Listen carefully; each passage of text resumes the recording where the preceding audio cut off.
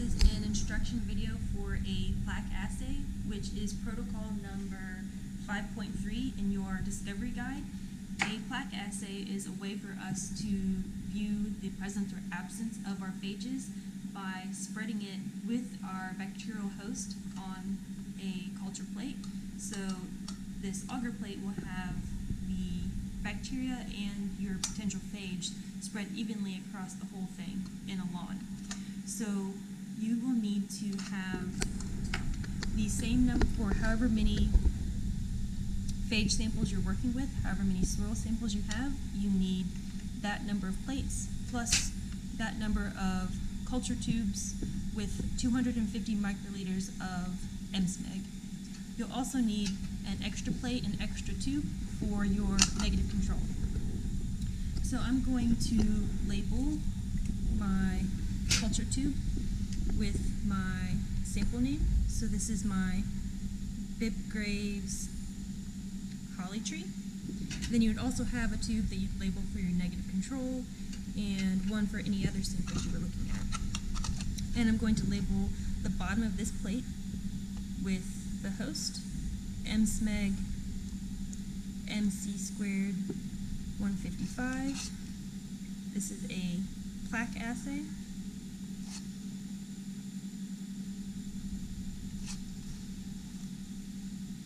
I'm going to plate my direct isolation, so I'm going to call this DI of my Graves holly tree, today's date,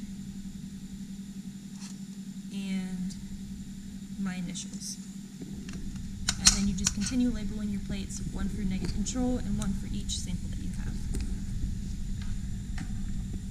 So now I'm going to first mix my phage sample, or whatever sample I'm working with my 250 microliters of the host. In the protocol for plaque assay, there's a table to show you how much of your sample to add to each tube, and it changes depending on what you're working on. For the direct isolation, we're going to add 500 microliters of our sample. In most other cases, it's only 10 microliters. So I'm going to take 500 microliters of my direct isolation,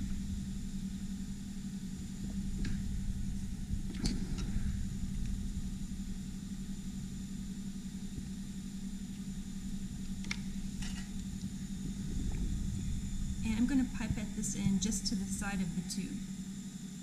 Instead of trying to shove the pipette tip all the way down to the bottom where you might contaminate the pipette, you can just pipette right onto the side of the tube.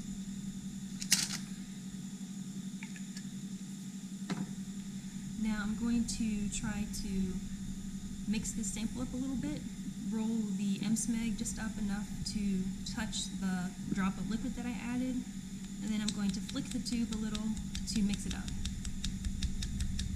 Now you do this for every sample that you have, including your negative control, and then we need to let this sit for about 15 or 20 minutes to give the phage time to absorb to the bacteria.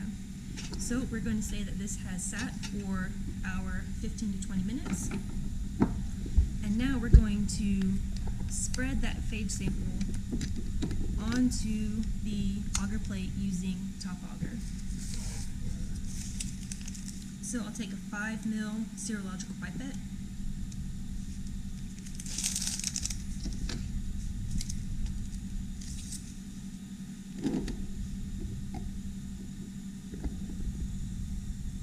I need 3 milliliters.